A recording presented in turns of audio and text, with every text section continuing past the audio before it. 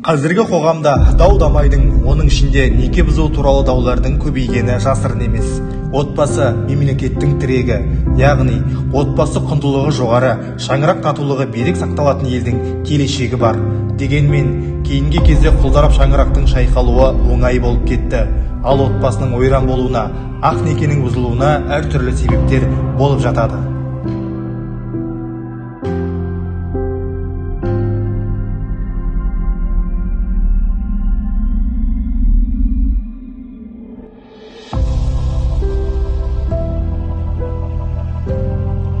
Жиі кездесетін себептердің бірі ол отағасының табысын үйіне әкелмей, алкогольдік ішімдіктерді ішуге бейім болуы, құмар ойындарына тәуелділігі. Бұл сотқа неке бұзу туралы талаппен жүгінудің бірден-бір себебі.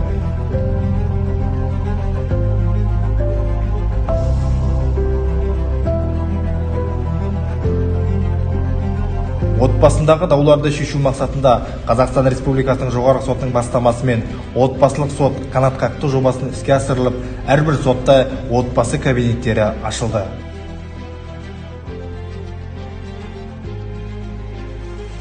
Онда ажырасу талабымен келген ерлі-зайыптылар мен татуластырушы судья, психолог мамандар, медиаторлар сөйлесіп, ақыл кеңестерін беріп, тараптарды жарастыруға, мәмілеге келтіруге шаралар қабылдайды.